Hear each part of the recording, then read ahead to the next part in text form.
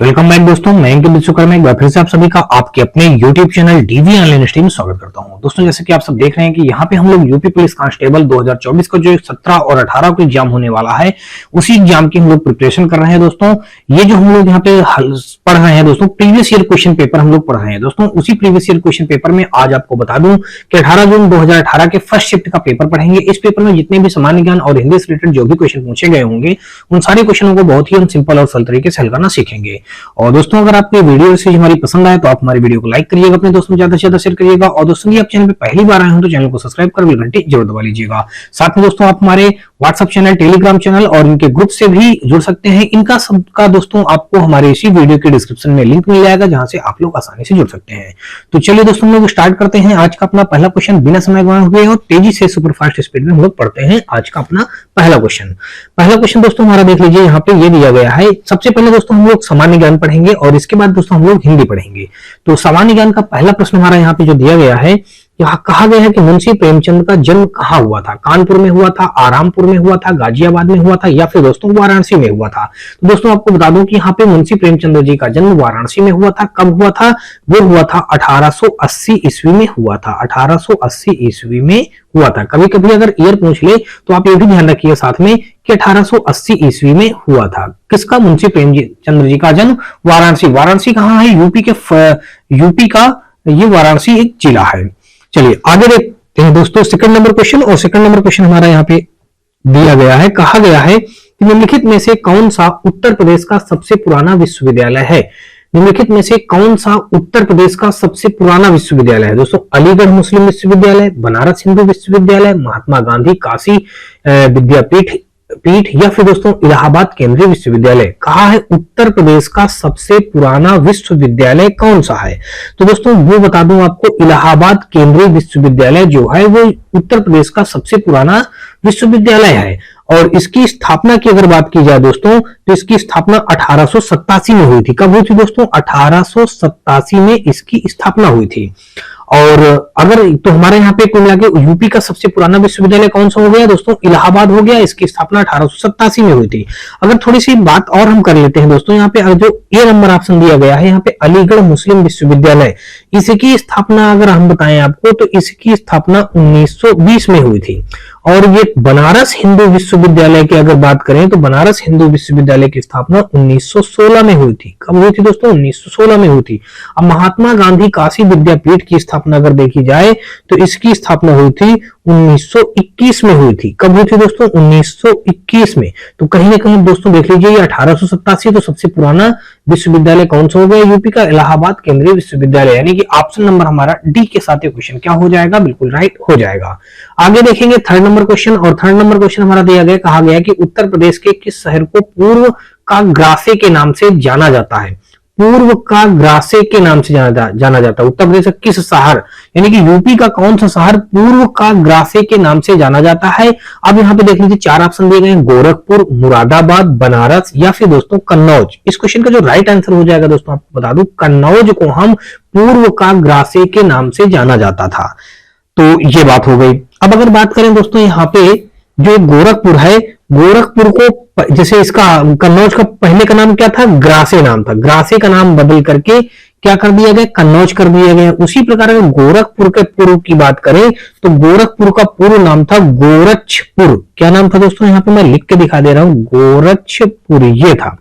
गोरखपुर का पूर्व का नाम क्या था दोस्तों? गोरक्षपुर था। इसी प्रकार अगर मुरादाबाद की बात करें दोस्तों तो मुरादाबाद का था पीतल नगरी था। क्या था दोस्तों? पीतल नगरी।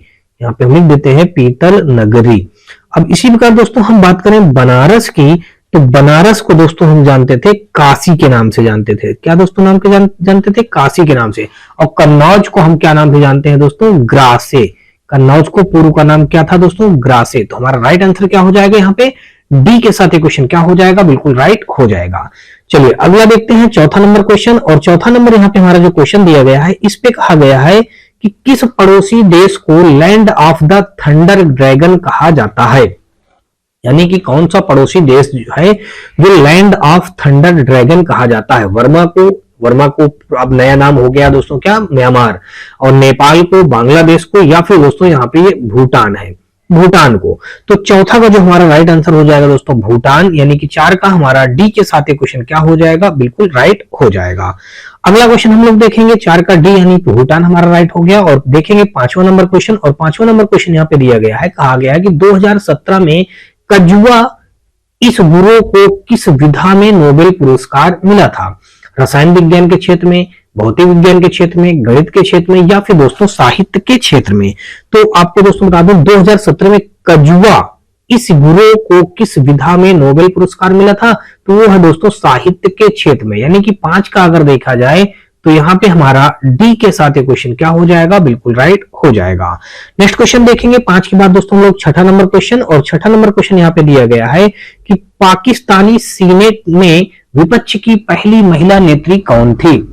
बिलावल भुट्टो जरदारी, बेनजीर भुट्टो, शेरी रहमान, मुमताज महल। तो 6वां का यहाँ पे हो जाएगा दोस्तों शेरी रहमान हमारा इस क्वेश्चन का क्या हो जाएगा, बिल्कुल राइट हो जाएगा। पाकिस्तानी सीनेट में विपक्ष की पहली महिला नेत्री कौन थी? वो शेरी रहमान थी, यानी कि 6 का हमारा सी के साथ ये क्वेश्चन क्या होगा, बिल्कुल राइट हो जाएगा। आगे देखेंगे 7वां नंबर क्वेश्चन, और 7वां नंबर क्वेश्चन कहा है कि सीकर तकनीक के साथ भारत की क्रूज मिसाइल कौन सी है? पृथ्वी है, गरुड़ है, ब्रह्मोस है, नारायण है। तो 7 का यहाँ पे दोस्तों हो जाएगा सी, यानी कि ब्रह्मोस हो जाएगा हमारे इस क्वेश्चन का राइट आंसर।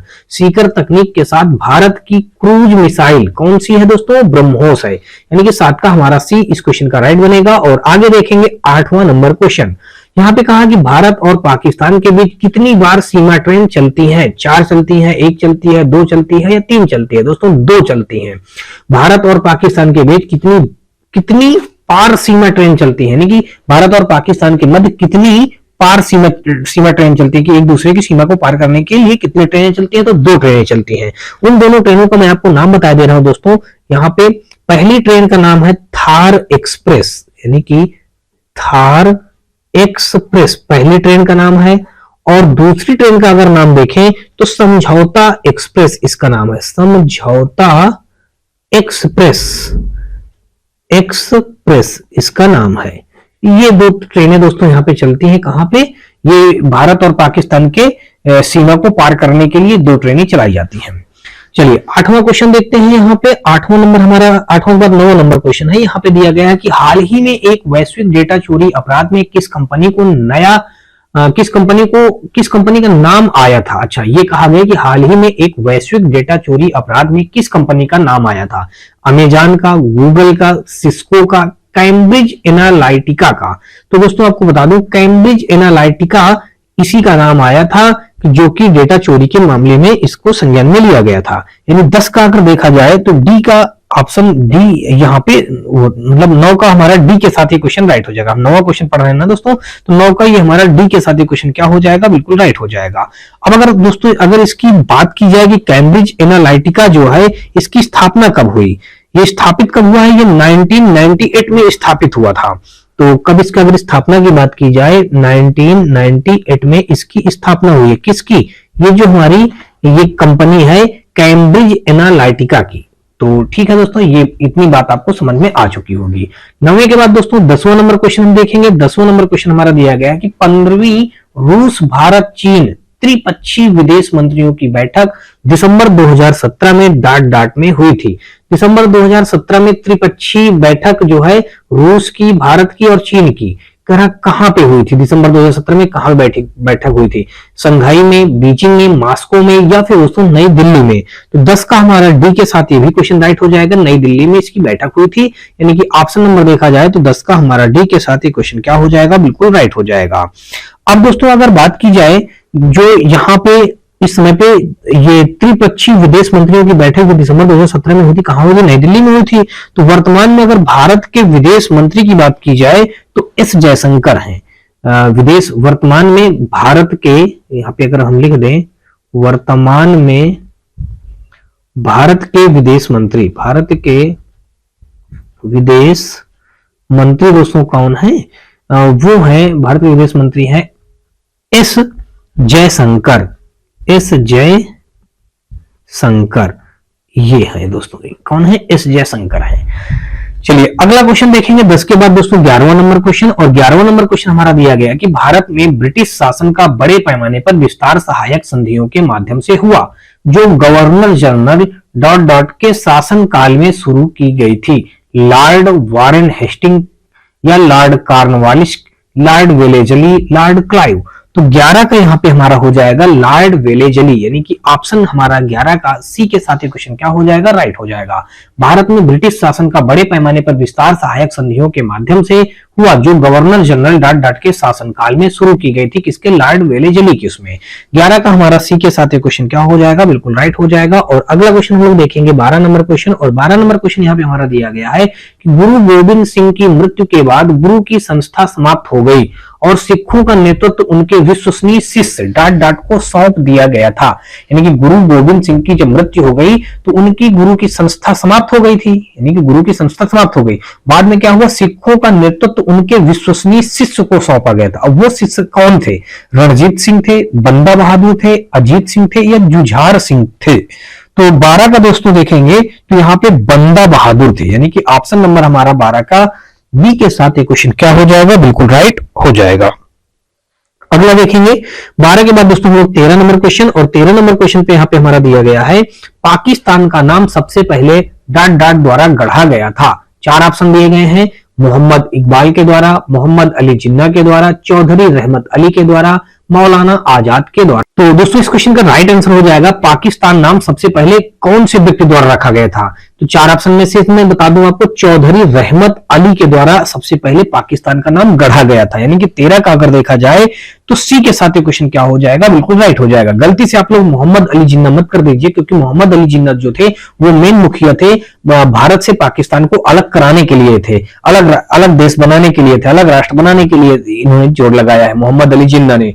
लेकिन यहाँ पे कहा गया कि पाकिस्तान का नामकरण रखने के लिए, यानी कि इस देश का नाम क्या रखा जाएगा? पाकिस्तान का नाम गढ़ा गया। कौन से व्यक्ति रखे थे? चौधरी रहमत अली ने रखा था। तो 13 का यहाँ पे देखा जाएगा तो 13 का हमारा सी के साथ क्वेश्चन क्या हो जाएगा? बिल्कुल राइट हो जाएगा। अगला क्वेश्चन देखेंगे 14 नंबर, और 14 नंबर हमारा क्वेश्चन यहाँ पे दिया गया है। कहा गया कि रविन्द्रनाथ टैगोर ने अपनी नाइटहुड की उपाधि को डॉट डॉट के विरोध में छोड़ दिया है। अभी पिछले पेपर में ही हमने इस क्वेश्चन को पढ़ा है दोस्तों कि जलियांवाला बाग नरसंहार की वजह से उन्होंने, रविन्द्रनाथ टैगोर ने अपना नाइटहुड की उपाधि को छोड़ दिया था। किसका दोस्तों? जलियांवाला बाग नरसंहार की वजह से रविन्द्रनाथ टैगोर ने अपनी नाइटहुड की उपाधि को छोड़ दिया। 14 का हमारा यहाँ पे बी के साथ क्वेश्चन क्या हो जाएगा? बिल्कुल राइट हो जाएगा। अगला क्वेश्चन देखेंगे 14 के बाद दोस्तों हम लोग 15 नंबर क्वेश्चन, और 15 नंबर क्वेश्चन यहाँ पे हमारा दिया गया है। 15, 16, 17 एक साथ ही दिए गए हैं। चलिए इनको हम देखते हैं बारी बारी से। तो यहाँ पे 15 नंबर क्वेश्चन में दिया गया, कहा गया गोदावरी नदी का उद्भव स्थल डॉट डॉट राज्य में है। गोदावरी नदी का उद्भव स्थल राज्य में है दोस्तों, मध्य प्रदेश में है, छत्तीसगढ़ में है, महाराष्ट्र में है, या फिर दोस्तों उड़ीसा में है। तो आपको राइट आंसर बता दो कि गोदावरी नदी का उद्भव स्थल महाराष्ट्र में है। कहां है दोस्तों? महाराष्ट्र। यानी कि 15 का देखा जाएगा तो सी के साथ ये क्वेश्चन क्या हो जाएगा? राइट हो जाएगा। अगला देखेंगे 16 नंबर। 16 नंबर क्वेश्चन में कहा कि भारत की सबसे बड़ी मीठे पानी की झील कौन सी है? डल झील है, लोकटक झील है, चिल्का झील है, या उलर झील है? तो 16 का यहाँ पे हो जाएगा दोस्तों। आपको बता दूं कि भारत की सबसे बड़ी मीठे पानी की झील उलर झील है। कहां है दोस्तों? उलर झील। ये है कहां? ये उलर झील दोस्तों आपको बता दूं कि ये जम्मू कश्मीर में है। कहां पे है दोस्तों? जम्मू कश्मीर में ये उलर झील पाई जाती है। तो वहां पे ये सबसे मीठे पानी की झील है। और दोस्तों अगर खारा झील की बात कर दी जाए, अगर इसी में खारे झील की बात कर दी जाए, देखिए मैं यहाँ पे लिखे दे रहा हूं दोस्तों, अगर यहाँ पे खारा झील की बात किया होता क्वेश्चन में, तो खारा झील जो दोस्तों है वो कहां पे है? खारा झील हमारा उड़ीसा में है। उड़ीसा में क्या नाम है उसका दोस्तों? चिल्का नाम है। क्या नाम है दोस्तों? चिल्का।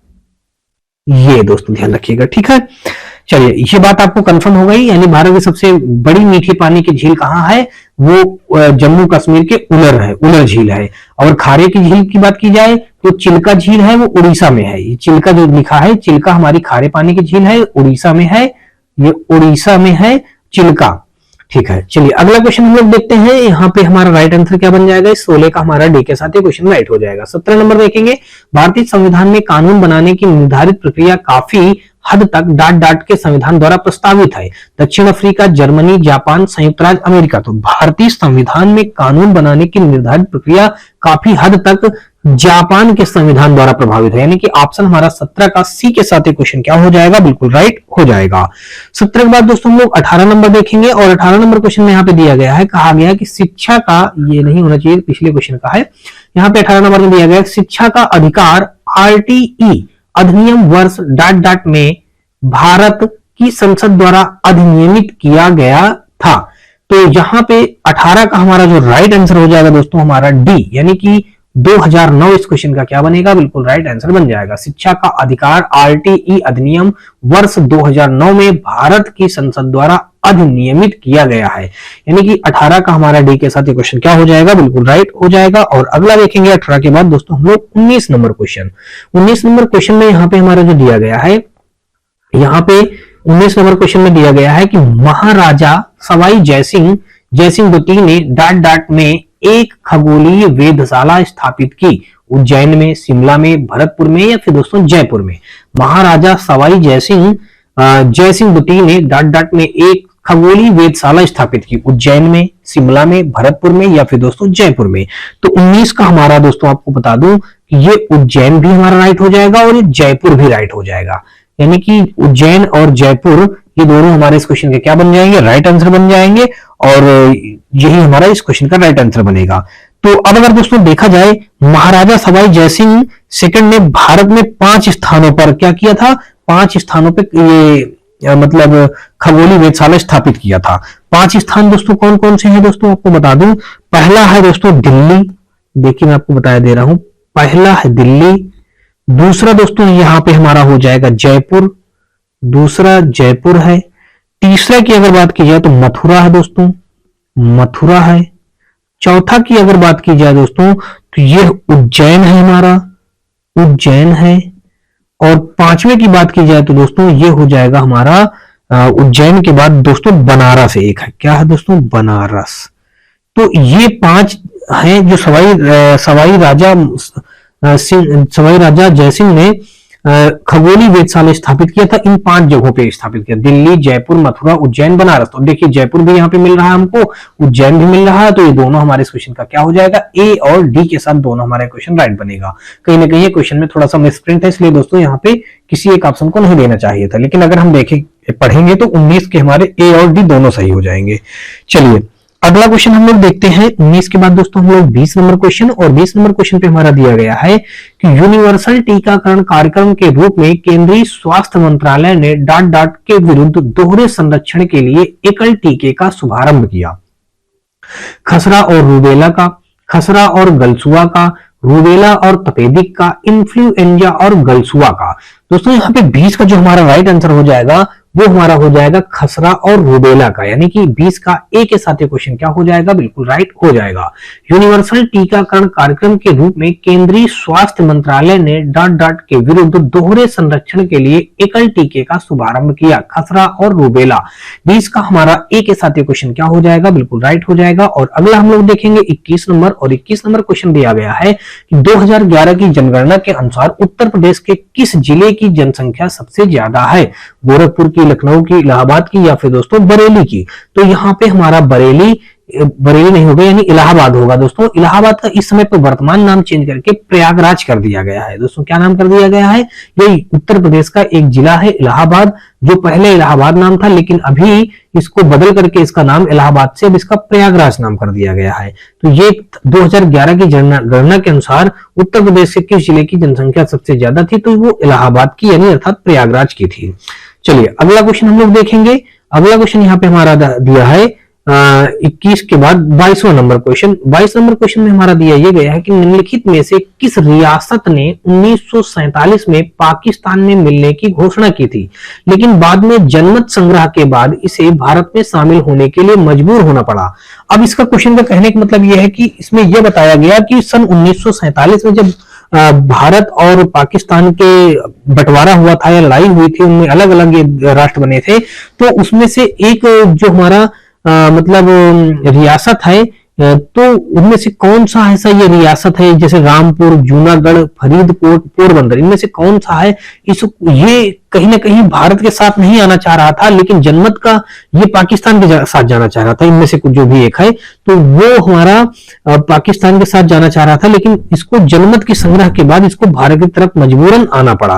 तो वो हमको बताना है इनमें से कौन सा है। रामपुर है, जूनागढ़ है, फरीदकोट है, पोरबंदर है। तो दोस्तों आपको बता दो कि वो जूनागढ़ है, यानी कि हमारा 22 का बी के साथ ये क्वेश्चन क्या हो जाएगा, बिल्कुल राइट हो जाएगा। अगला हम लोग देखेंगे 22 के बाद दोस्तों 23 नंबर क्वेश्चन, और 23 नंबर क्वेश्चन में दिया गया है कि निम्नलिखित भारतीय राज्यों में से किसमें से कर्क रेखा नहीं गुजरती है। राजस्थान से, त्रिपुरा से, मिजोरम से या फिर दोस्तों उत्तर प्रदेश से। निम्नलिखित भारतीय राज्यों में से किसमें से कर्क रेखा नहीं गुजरती है। राजस्थान से, त्रिपुरा से, मिजोरम से या फिर दोस्तों उत्तर प्रदेश से।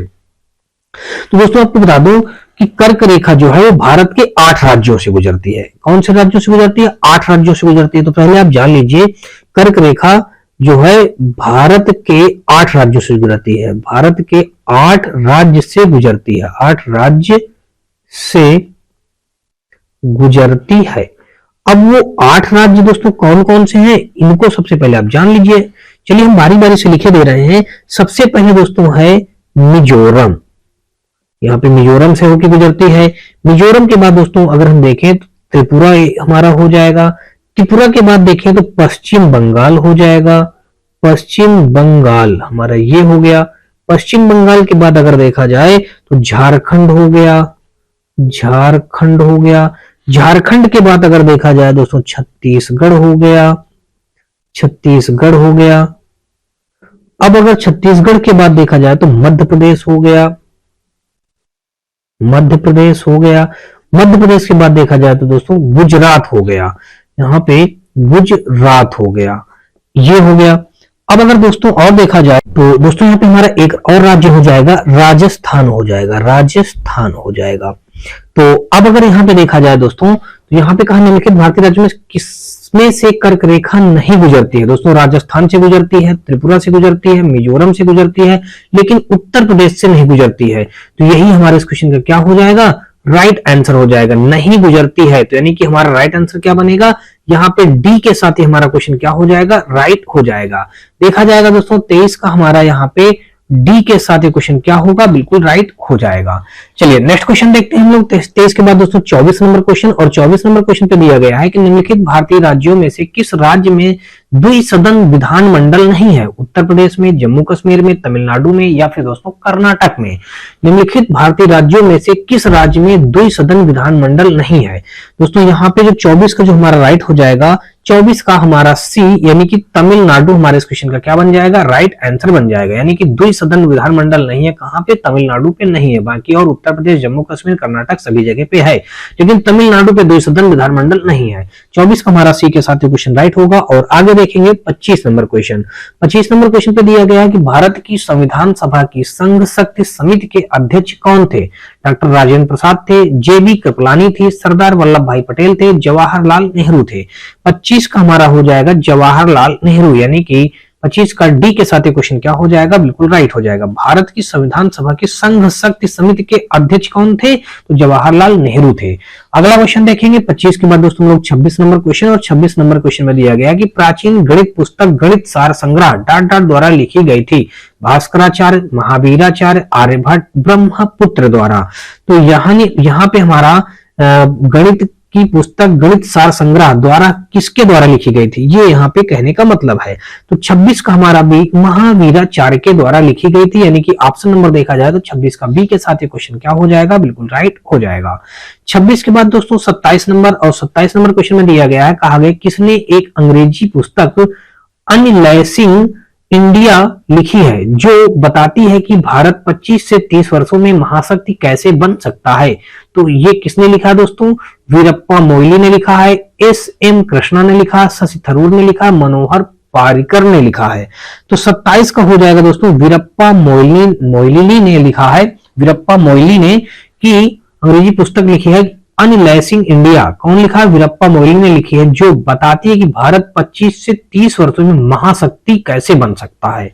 तो यहाँ पे हमारा राइट हो जाएगा 27 का ए के साथ। और अगला देखेंगे 28 नंबर क्वेश्चन, और 28 नंबर क्वेश्चन पे दिया गया है कि दिसंबर 2016 में भारतीय रेल में आनंद विहार और के बीच पहली हमसफर श्रेणी की ट्रेन की शुरुआत की।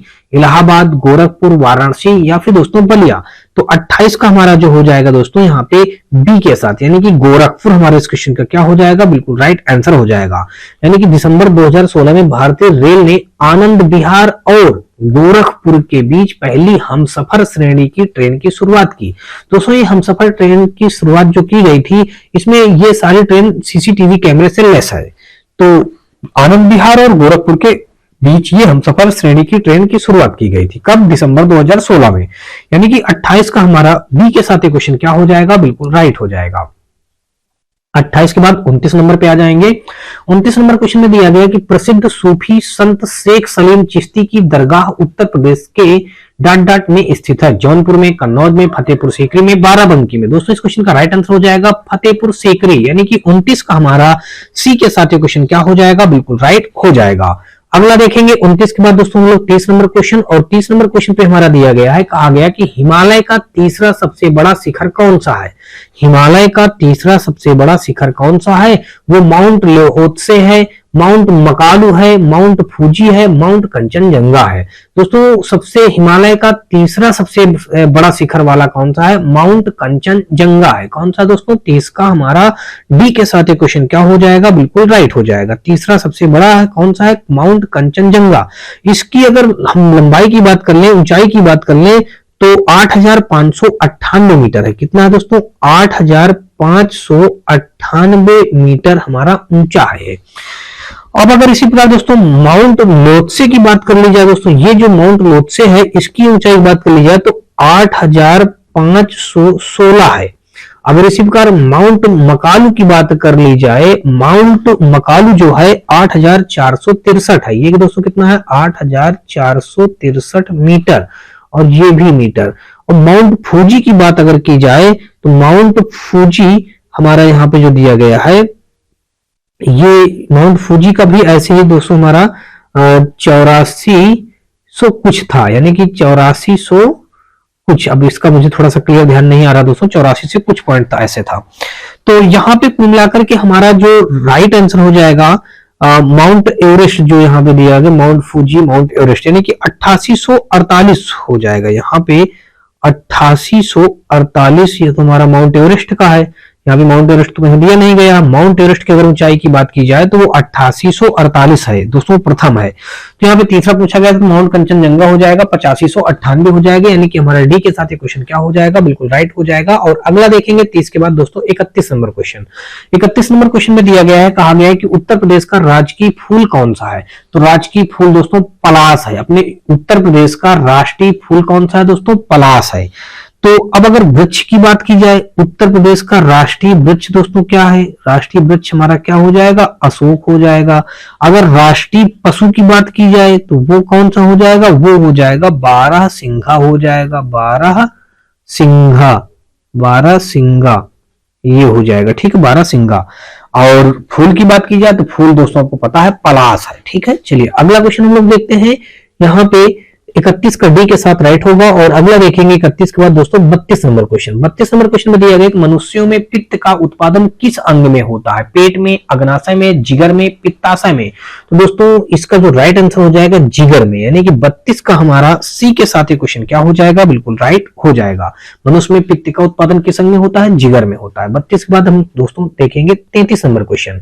और 33 नंबर क्वेश्चन में दिया गया कि राष्ट्रीय मानवाधिकार आयोग भारत में कब स्थापित हुआ था? 2000 में, 1995 में, 1993 में, 1950 में। तो 33 का जो हमारा राइट हो जाएगा दोस्तों सी, 1993 हमारा राष्ट्रीय मानवाधिकार स्थापित हुआ था 1993 में। तो इस क्वेश्चन का राइट आंसर क्या हो जाएगा? 33 का हमारा सी के साथ क्वेश्चन क्या हो जाएगा, बिल्कुल राइट हो जाएगा।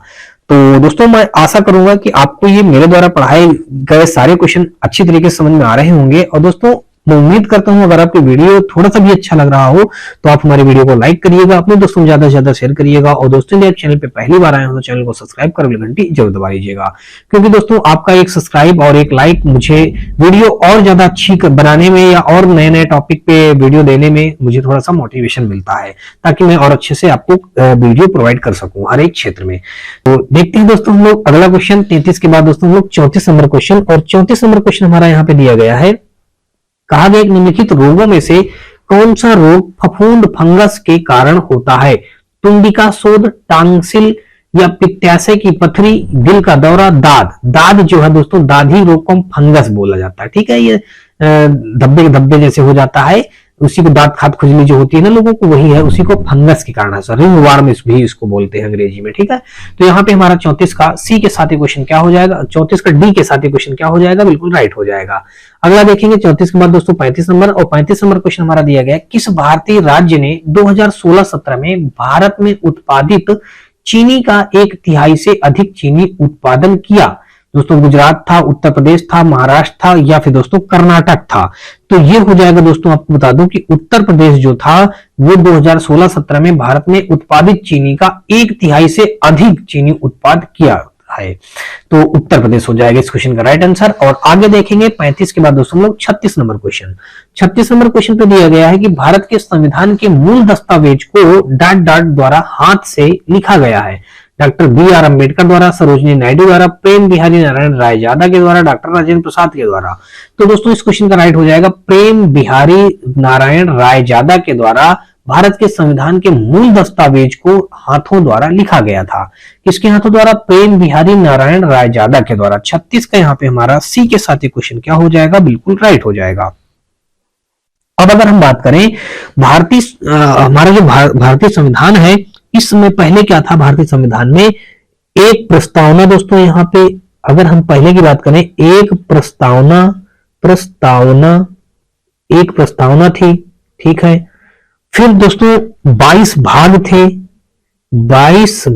थे, और दोस्तों क्या था, 395 अनुच्छेद थे, 395 अनुच्छेद थे। और फिर आगे और बात की जाए तो 8 अनुसूचियां थी। क्या थी दोस्तों? 8 अनुसूचियां थी, 8 अनुसूचियां थी। ये तो था पहले। अब वर्तमान की अगर बात कर ली जाए दोस्तों, तो वर्तमान में थोड़ा सा कुछ चेंजमेंट हो गया है। क्या चेंजमेंट हुआ है ये जान लीजिएगा। सबसे पहले वही एक प्रस्तावना, अभी भी वही एक ही प्रस्तावना है। यहां पे भाग की संख्या दोस्तों अभी भी 22 भाग ही हैं। भाग कितने हैं दोस्तों? 22 भाग हैं। और अगर अनुच्छेद की बात की जाए दोस्तों, तो 395 अनुच्छेद भी अभी वही हैं, ठीक है दोस्तों। अब अगर अनुसूचियों की बात की जाए, तो पहले जो 8 अनुसूचियां थी, तो अब यहां पे 12 अनुसूचियां हो गई हैं दोस्तों। अब कितनी हो गई हैं अनुसूचियां? 12 अनुसूचियां हो गई हैं। ये इतनी बात आप ध्यान रखिएगा। पहले क्या था दोस्तों? एक प्रस्तावना थी, 22 भाग थे, 395 अनुच्छेद थे और 8 अनुसूचियां। अब वही एक प्रस्तावना है और 22 भाग हैं, 395 अनुच्छेद है। बस सूचियों की संख्या यहाँ पे 4 और बढ़ गई है, यानी 12 अनुसूचियां हो गई, पहले 8 अनुसूचियां होती थी, ठीक है। चलिए, इतनी सी बात आप समझ चुके होंगे। और आगे देखेंगे हम लोग 37 नंबर क्वेश्चन। और 37 नंबर क्वेश्चन हमारा यहाँ पे दिया गया है, 37 जो दिया गया है यहाँ पे, 37 में कहा गया कि विटामिन B7 का रासायनिक नाम क्या है? Pantothenic acid, biotin, ascorbic acid, folic acid. तो 37 का यहाँ पे जो हमारा हो जाएगा दोस्तों बी, यानी कि बायोटिन इस क्वेश्चन का क्या हो जाएगा, बिल्कुल राइट हो जाएगा। अब जल में B7 घुलनशील विटामिन है। जो B7 जो विटामिन दी गई है, B7 विटामिन जो है, विटामिन ये क्या है दोस्तों? जल में घुलनशील है, जल में घुलनशील है दोस्तों। ये इतनी बात और भी जान लीजिएगा। B7 जो है विटामिन जल में घुलनशील है, और ये विटामिन का रासायनिक नाम क्या है? बायोटिन नाम है। अगला देखेंगे 37 के बाद दोस्तों 38 नंबर क्वेश्चन, और ये हमारा दोस्तों सामान्य ज्ञान का अंतिम क्वेश्चन भी होगा। इसके बाद हम लोग हिंदी का पार्ट पढ़ेंगे। यहाँ पे दिया गया है 38 नंबर में, हॉकी दिग्गज मेजर ध्यानचंद का जन्म कहाँ हुआ था दोस्तों? कानपुर, लखनऊ, मेरठ, इलाहाबाद। तो 38 का हमारा हो जाएगा दोस्तों डी, इलाहाबाद में हुआ था। कहाँ हुआ था दोस्तों? 38 का डी, यानी कि इलाहाबाद में हुआ था। तो मेजर ध्यानचंद का जन्म कहाँ हुआ था? इलाहाबाद में हुआ था। कब हुआ था दोस्तों? अगर बात कर ली जाए कब हुआ था, तो 29 अगस्त 1905 को हुआ था। कब हुआ था दोस्तों? 29 अगस्त 1905 में हुआ था। मेजर ध्यानचंद जी का जन्म इलाहाबाद में 29 अगस्त 1905 को हुआ था। चलिए, होप सो दोस्तों आपको अभी तक मेरे द्वारा बताए गए सारे क्वेश्चन बहुत अच्छी तरीके से समझ में आए होंगे। और दोस्तों यदि आपको ये वीडियो रिसर्च हमारी थोड़ी भी पसंद आ रही है तो आप हमारे वीडियो को लाइक करिएगा, अपने दोस्तों को ज्यादा से ज्यादा शेयर करिएगा। और दोस्तों यदि आप चैनल पे पहली बार आए हो तो चैनल को सब्सक्राइब कर घंटी जरूर दबा लीजिएगा। और दोस्तों आपको बता दूं कि आप हमारे व्हाट्सएप चैनल, टेलीग्राम चैनल और व्हाट्सएप ग्रुप से भी जुड़ सकते हैं। इसके लिए दोस्तों आपको हमारी इसी वीडियो के डिस्क्रिप्शन में हमारे इन सभी का लिंक मिल जाएगा, जहां से आप लोग आसानी से जुड़ सकते हैं। और दोस्तों जुड़ने से बेनिफिट आपको इस बात का होगा कि आपको इन सारे क्वेश्चनों का हल सहित वहां पे पीडीएफ प्रोवाइड कर दिया जाएगा। साथ में दोस्तों यदि आपको कोई भी डाउट या डर हो तो आप वहां पे भेज करके उसका सलूशन भी प्राप्त कर सकते हैं। तो दोस्तों और अगर आपका कोई भी सुझाव या राय हो तो आप हमें कमेंट सेक्शन में कमेंट करना बिल्कुल मत भूलिए और वहां पे अपनी राय और सुझाव जरूर मेंशन कर दीजिए। चलिए दोस्तों हम लोग देखते हैं अगला पार्ट। अब यहाँ से हिंदी का पार्ट, और हिंदी का पार्ट दोस्तों देखा जाए तो यहाँ से अब हमारा हिंदी का पार्ट शुरू होता है। और हिंदी के पार्ट में जो पहला क्वेश्चन हमारा दिया गया है, कहा गया है कि निम्नलिखित में से तद्भव शब्द है। अब हमको सबसे पहले तद्भव शब्द बताना है। दोस्तों तद्भव शब्द वो होता है जो संस्कृत से निकल करके आता है, हिंदी रूपांतरण में बनता है करके, वही हमारा तद्भव शब्द होता है। और तत्सम शब्द संस्कृत वाले शब्द होते हैं। तो कुल मिलाकर के अब यहाँ पे 4 ऑप्शन दिए गए हैं। अचरज, अंधकार, अंगरक्षक, आशा। 39 का हमारा यहाँ पे ए के साथ, यानी कि अचरज हमारे इस क्वेश्चन का क्या हो जाएगा, बिल्कुल राइट आंसर हो जाएगा। आगे देखेंगे 39 के बाद दोस्तों हम लोग दोस्तों 40 नंबर देखेंगे। 40 नंबर क्वेश्चन में दिया है कि शीत का विलोम क्या होगा। ठंड होगा, शीत होगा, कृष्ण होगा, उष्ण होगा। तो शीत का विलोम दोस्तों हमारा उष्ण हो जाएगा। 40 का हमारा यहाँ पे डी के साथ ही क्वेश्चन क्या हो जाएगा, बिल्कुल राइट हो जाएगा। अगला देखेंगे 41 नंबर, और 41 नंबर क्वेश्चन में दिया गया है, कहा गया है कि कर का अर्थ नहीं होता है सूर्य, हाथ, किरण, टैक्स।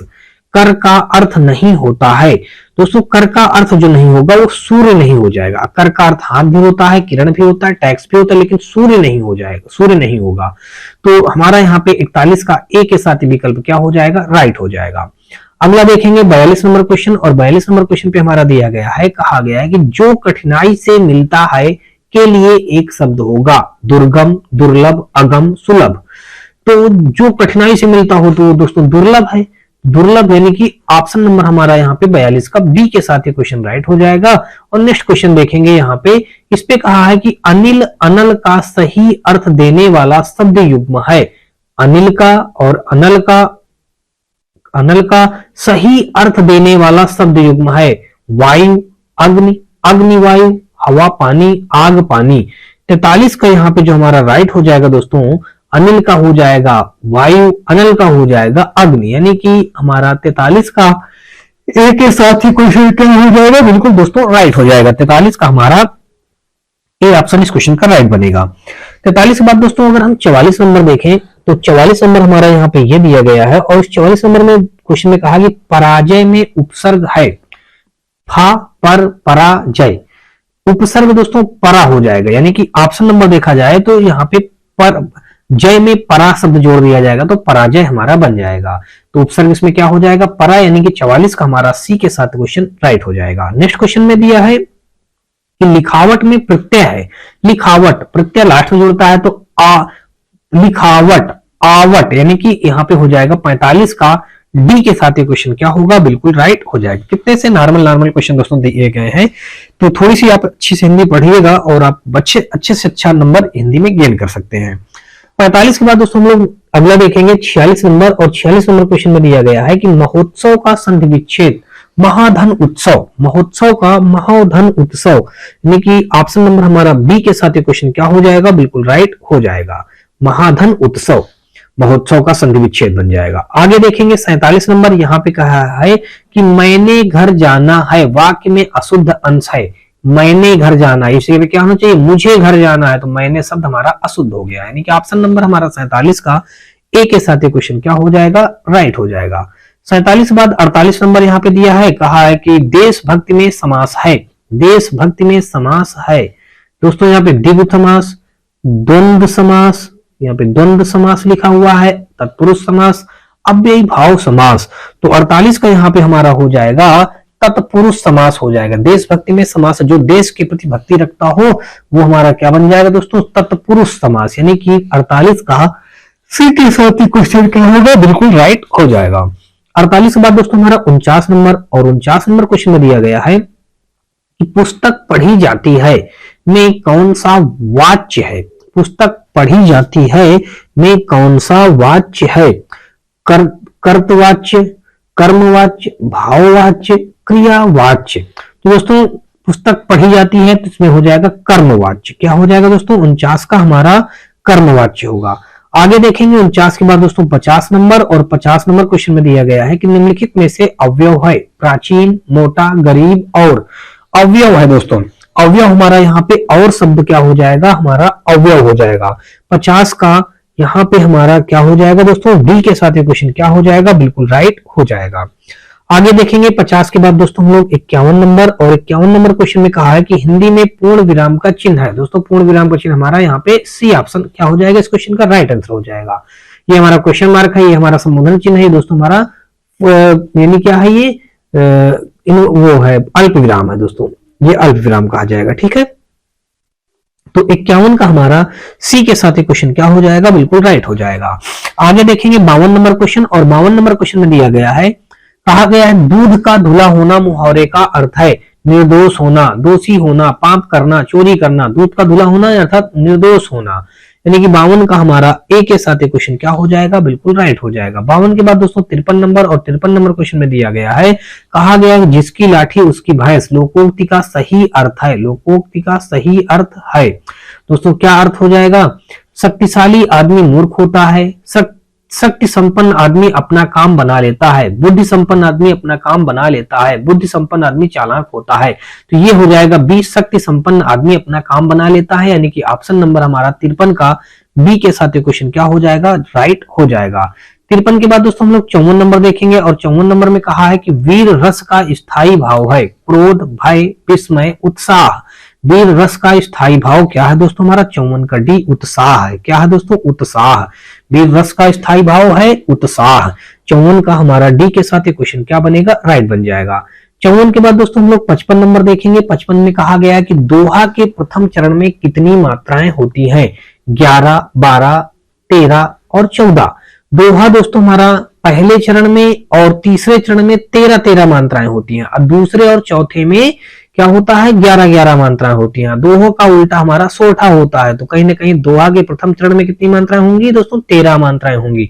तो 55 का यहाँ पे हमारा सी के साथ क्वेश्चन क्या हो जाएगा? राइट हो जाएगा।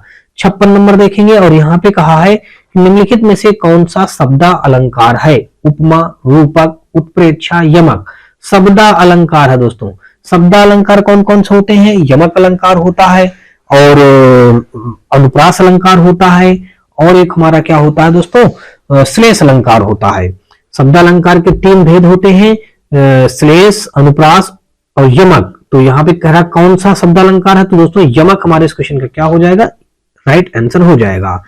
जहां पे किसी वर्ण की 2 बार पुनरावृत्ति हो, यानी कि बार पुनरावृत्ति हो, वो हमारा क्या होता है? यमक अलंकार। जैसे कनक कनकते सौगुनी, मादकता अधिकार, या खाए हुआ बौरा है, जगसो पाओ बौरा है। या फिर उसमें दूसरा एग्जाम्पल समझ लीजिए, काली घटा की घमंड घटा, तो ये भी हमारा हो जाएगा। तो ऐसे ही हमारा क्या हो जाएगा? यहाँ पे 56 का हमारा डी के साथ क्वेश्चन क्या हो जाएगा? बिल्कुल राइट हो जाएगा। आगे देखेंगे 56 के बाद दोस्तों 57 नंबर क्वेश्चन, और 57 नंबर क्वेश्चन में कहा है कि निम्न में से तालव्य ध्वनि है। तालव्य ध्वनि दोस्तों वो होती है जो मुंह में ऊपर तलवे को यानी टच करते हुए जिह्वा हमारी आए, तो उसी को हम तालव्य ध्वनि कहेंगे। अब यहाँ पे 57 का जो हमारा तालव्य ध्वनि दोस्तों क्या है? टा, फिर पा, सा और का। तो 57 का दोस्तों अगर ध्यान से देखेंगे तो सा, तो तलवे को हमारी जीभ टच करती है, तालव्य ध्वनि यानी सा, यानी कि धुन निकल रही है ना, तो ये हमारा क्या हो जाएगा? सा हमारे इस क्वेश्चन का क्या हो जाएगा? 57 का सी के साथ क्वेश्चन क्या होगा? राइट हो जाएगा। 58 नंबर देखेंगे, और 58 नंबर क्वेश्चन में कहा है कि निम्न में से कौन सा वर्ण अघोष है? अघोष हमको बताना है, का, गा, घा और जा। तो दोस्तों 58 का हमारा हो जाएगा ए, यानी कि निम्न में से कौन सा वर्ण अघोष है? वो है हमारा ऑप्शन नंबर ए, यानी कि का। आगे देखेंगे 58 के बाद हम लोग 59 नंबर, और 59 नंबर क्वेश्चन पे दिया गया है कि निम्न में से कौन सा शब्द स्त्रीलिंग है?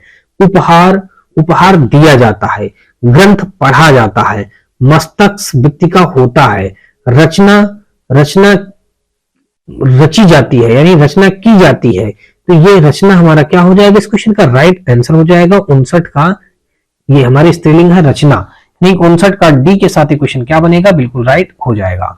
59 के बाद दोस्तों हम लोग 60 नंबर यानी कि 60 नंबर क्वेश्चन देखेंगे। यहाँ पे कहा है निम्न में से कौन सा शब्द पुल्लिंग है। इच्छा होती है तो स्त्रीलिंग हो गया, राष्ट्र होता है, रक्षा की जाती है, योग्यता होती है, तो राष्ट्र हमारा क्या हो जाएगा, पुल्लिंग हो जाएगा। यानी कि 60 का बी के साथ क्वेश्चन क्या होगा, बिल्कुल राइट हो जाएगा। 60 के बाद दोस्तों हम लोग 61 नंबर पे आ जाएंगे। 61 नंबर में कहा कि किस शब्द का प्रयोग सदा बहुवचन में होता है। लड़का का, घोड़ा का, प्राण का, वधु का, तो हमेशा प्राण शब्द का प्रयोग बहुवचन में होगा। तो 61 का यहाँ पे सी के साथ क्वेश्चन क्या हो जाएगा, राइट हो जाएगा।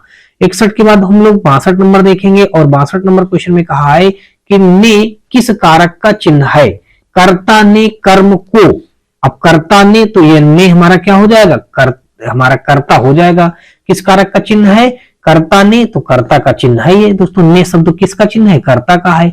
अब कर्म को करण से संप्रदान के लिए अपादान से अलग, ऐसे है दोस्तों।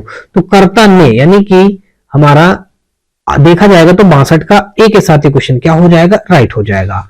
62 के बाद हम 63 नंबर पे आ जाएंगे। 63 नंबर में हमारा दिया गया है कि निम्नलिखित में सर्वनाम है घर, आप, पहाड़, नदी। निम्नलिखित में सर्वनाम है आप शब्द क्या है हमारा, ये सर्वनाम है। 63 का बी के साथ क्वेश्चन क्या हो जाएगा, बिल्कुल राइट हो जाएगा। 63 के बाद दोस्तों 64 नंबर और 64 नंबर में कहा है कि निम्नलिखित में विशेषण है।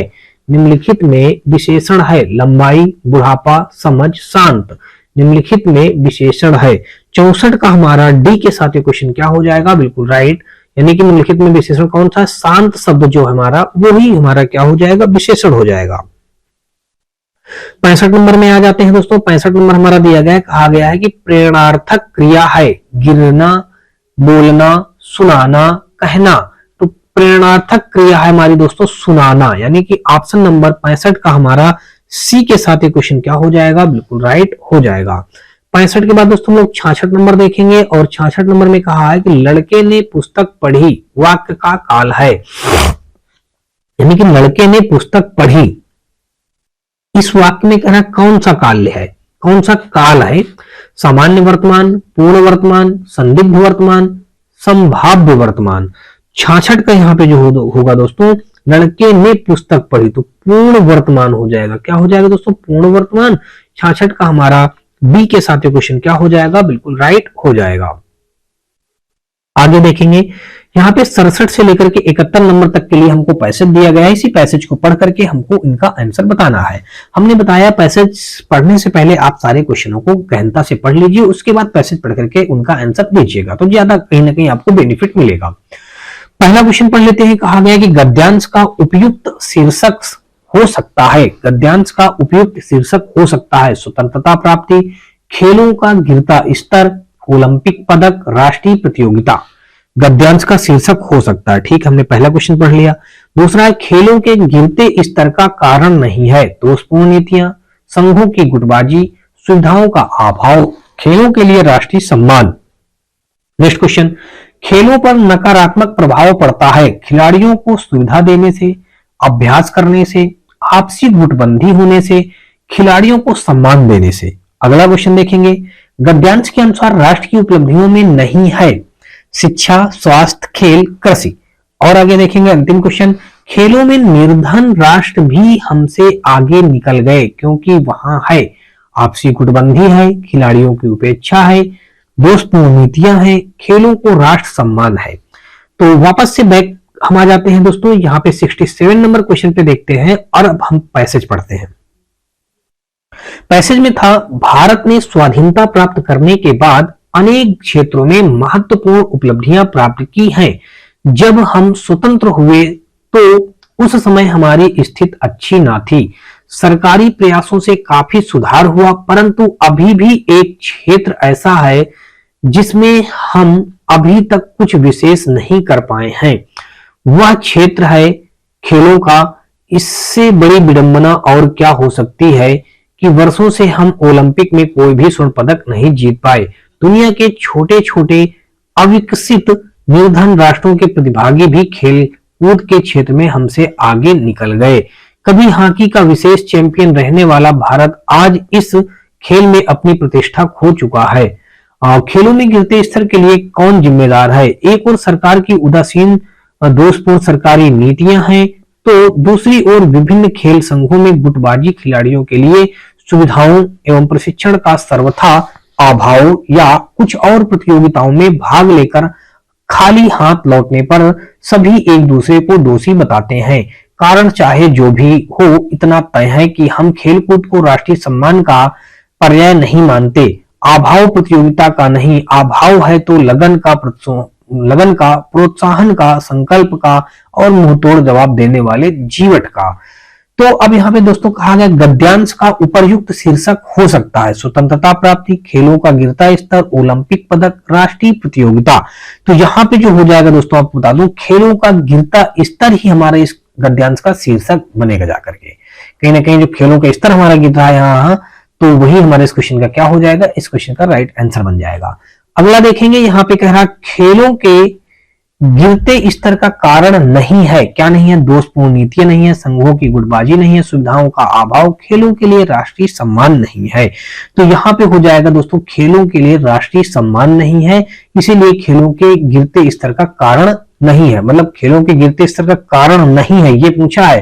कारण हमारे कौन कौन है? दोषपूर्ण नीतियां, संघों की गुटबाजी, सुविधाओं का अभाव। अगर खेलों के गिरते स्तर का कारण नहीं है, खेलों के लिए राष्ट्रीय सम्मान, ये जो है हमारा, ये लिखा ना, खेलकूद को राष्ट्रीय सम्मान का पर्याय नहीं मानते हैं। ये यहाँ पे देखिए लिखा, खेलकूद को राष्ट्रीय सम्मान का पर्याय नहीं मानते हैं। अभाव प्रतियोगिताओं का नहीं, अभाव तो लगन का, प्रोत्साहन का, संकल्प का, मुंहतोड़ जवाब देने वाले जीवट का है। ठीक है, तो 68 का हमारा डी के साथ क्वेश्चन राइट हो जाएगा। और देखेंगे 69 नंबर, यहाँ पे कहा गया खेलों पर नकारात्मक प्रभाव पड़ता है। खिलाड़ियों को सुविधा देने से, अभ्यास करने से, आपसी गुटबंदी होने से, खिलाड़ियों को सम्मान देने से। तो 69 का हमारा हो जाएगा आपसी गुटबंदी होने से। खेलों पर नकारात्मक प्रभाव किससे पड़ता है दोस्तों? आपसी गुटबंदी होने से। 70 नंबर क्वेश्चन देखेंगे, यहाँ पे कहा गया है कि गद्यांश के अनुसार राष्ट्र की उपलब्धियों में नहीं है। राष्ट्र की उपलब्धियों में नहीं है, क्या नहीं है दोस्तों? देख लीजिए, शिक्षा नहीं है, स्वास्थ्य नहीं है, खेल नहीं है, कृषि नहीं है। गद्यांश के अनुसार राष्ट्र की उपलब्धियों में खेल नहीं है। यहाँ पे आगे बताया गया, राष्ट्र के प्रतियोगी में खेलकूद के क्षेत्र में हमसे आगे निकल गए हैं। यही सारी चीजें दोस्तों हैं। मतलब ये हमारे इस क्वेश्चन में क्या हो जाएगा, राइट आंसर बन जाएगा। मतलब कि गद्यांश के अनुसार राष्ट्र की उपलब्धियों में नहीं है, क्या नहीं है? खेल नहीं है। 70 का हमारा सी के साथ क्वेश्चन क्या हो जाएगा, राइट हो जाएगा।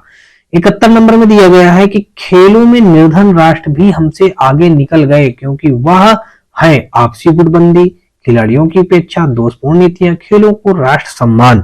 तो यहाँ पे हो जाएगा खेलों को राष्ट्र सम्मान की वजह से क्या हुआ है, निर्धन राष्ट्र भी हमसे आगे निकल गए क्योंकि वहां है खेलों को राष्ट्र सम्मान मिलता है। चलिए यहाँ पे लिखा ना, देखिए खेलकूद को राष्ट्रीय सम्मान, हम खेलकूद को राष्ट्रीय सम्मान का पर्याय नहीं मानते हैं। और यहाँ पे खिलाड़ियों के लिए सुविधा प्रतियोगिता में भाग लेकर खाली हाथ लौटे एक दूसरे को दोषी बताते हैं। कारण चाहे जो भी हो, इतना तय है। तो खेलों में गिरते स्तर, ठीक है। तो खेलों का राष्ट्र, खेलों का मतलब निकल गए क्योंकि वहां है खेलों को राष्ट्र सम्मान। ये हमारे इस क्वेश्चन में क्या बन जाएगा, राइट आंसर बन जाएगा। और अगला देखेंगे 72 नंबर क्वेश्चन। 72 नंबर क्वेश्चन में दिया गया है, कहा है कि बीजक किसकी रचनाओं का संग्रह है? कबीर का, जायसी का, सूरदास का, तुलसीदास का। तो बीजक जो हो जाएगा हमारा कबीर दास की रचनाओं का संग्रह है, यानी कि ऑप्शन नंबर 72 का ए के साथ ये क्वेश्चन राइट हो जाएगा। और अगला देखेंगे 73 नंबर क्वेश्चन। अंधेर नगरी नाटक के रचयिता हैं, वो है दोस्तों भारतेंदु हरिश्चंद्र है, यानी कि ऑप्शन हमारा 73 का सी के साथ ये क्वेश्चन क्या हो जाएगा, बिल्कुल राइट हो जाएगा। अंधेर नगरी नाटक के रचयिता भारतेंदु हरिश्चंद्र जी हैं। 73 के बाद दोस्तों 74 नंबर दोस्तों कामायनी के रचनाकार हैं। दोस्तों कामायनी के रचनाकार बहुत बार पूछा गया है। कामायनी के रचनाकार जयशंकर प्रसाद हैं, इसको बिल्कुल अपने दिमाग में भर लीजिएगा। कामायनी के रचनाकार कौन है दोस्तों? जयशंकर प्रसाद। हर एक के पेपर में पूछा जा रहा है। तो 74 का ए के साथ क्वेश्चन क्या हो जाएगा, राइट हो जाएगा। और अगला देखेंगे हम लोग 75 नंबर क्वेश्चन। कहा है कि गोदान किसका उपन्यास है? यशपाल का, प्रेमचंद का, भीष्म साहिनी का, अमरकांत का। तो गोदान हमारा हो जाएगा प्रेमचंद्र जी का हो जाएगा। 75 का बी के साथ क्वेश्चन क्या हो जाएगा, बिल्कुल राइट हो जाएगा। मुंशी प्रेमचंद का गोदान नामक जो उपन्यास है, ये अंतिम उपन्यास था। इसका प्रकाशन 1936 में हुआ था। ये क्या था दोस्तों? अंतिम उपन्यास था। अंतिम उपन्यास था मुंशी प्रेमचंद जी का। इसका जो दोस्तों प्रकाशन हुआ है, प्रकाशन अगर बात कर ली जाए गोदान का प्रकाशन कब हुआ था, वो 1936 में हुआ था, 1936 में हुआ। तो ये बातें आप ध्यान दे लीजिएगा। होप सो दोस्तों आपको अभी तक सारे क्वेश्चन समझ में आए होंगे। और दोस्तों अगर आपकी वीडियो से हमारी पसंद आ रही है तो आप हमारी वीडियो को लाइक कर लीजिएगा और अपने दोस्तों में ज्यादा से ज्यादा शेयर कर दीजिए। और चैनल पे यदि पहली बार आए हो तो चैनल को सब्सक्राइब कर बेल घंटी जरूर दबा लीजिएगा, क्योंकि दोस्तों आपको हर रोज हमारे नए नए नोटिफिकेशन आपको ससमय मिलते रहे। और दोस्तों आप हमारे व्हाट्सएप और टेलीग्राम ग्रुप से और चैनलों से जुड़ सकते हैं। इसके लिए दोस्तों आपको हमारे इसी वीडियो के डिस्क्रिप्शन में इन सभी का लिंक मिल जाएगा, जहां से आप लोग आसानी से जुड़ सकते हैं। और दोस्तों यदि आपको किसी प्रकार का कोई राय या सुझाव हो तो आप हमें कमेंट सेक्शन में कमेंट करके जरूर बताएं। तो चलिए दोस्तों हम लोग नेक्स्ट वीडियो मिलते हैं, तब तक के लिए जय हिंद।